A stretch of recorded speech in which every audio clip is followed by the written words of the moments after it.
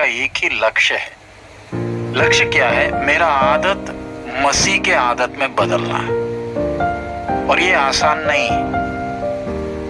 अगर मेरा स्वभाव मसीह के स्वभाव में नहीं बदले तो स्वर्ग जाने की बात आप मत सोचिए।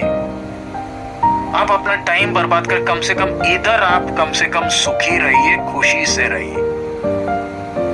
वचन परमेश्वर ने इसलिए दिया ताकि हम परमेश्वर के आदत को समझें।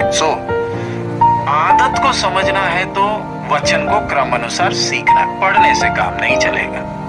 एक विश्वासी ने अनुशासन डालना है कि मैंने इस 66 पुस्तक को क्रम अनुसार सीखना, पढ़ना नहीं, सीखना। जब आप सीखने के लिए जाते हैं ना, तो आप भजन संगीता पढ़ने के पहले भजन संगीता है क्या, कब लिखा गया, कितनों ने लिखा, ये भजन संगीता जो मैं पढ़ रहा हूं, ये भजन संगीता दाऊद ने लिखा है, लिखा तो है, लेकिन कौन से समय में लिखा गया, वो आपको खोजना पड़ेगा। हम क्या करते हैं, बस निकाला 76 भजन संगीता पढ़ लिया और 10 सवाल खड़े हो गए। नहीं, आप 76वां भजन संगीता पढ़ने के पहले आप उसका बैकग्राउंड देखिए।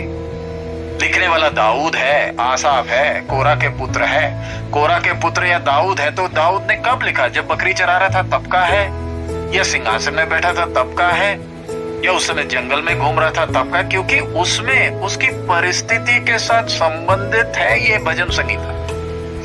आपको वो भजन संगीता समझना है तो आपको किस परिस्थिति में लिखा है वो पहले समझना पड़ेगा।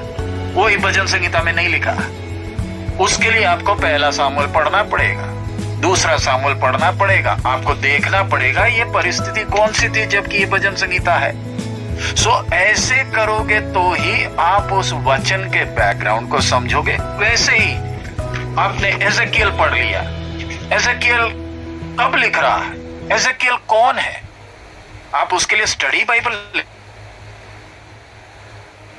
पहले ही आप उसका अध्ययन नहीं कर रहे हैं। आपको यिर्मयाह के बारे में सीखना पड़ेगा। यिर्मयाह कब के समय का नबी था, उस समय का राजा कौन था, वो समय कैसा था, साम्राज्य कौन सा था, उस संदर्भ में वो यिर्मयाह की भविष्यवाणी आपको समझ में आएगी। अब यशायाह की भविष्यवाणी आप ले लिए, ज्यादातर क्या सोचकर बैठे हैं, यशायाह एक ही है, जबकि यशायाह का भविष्यवाणी 2 नबी हैं। 2 नबियों का नाम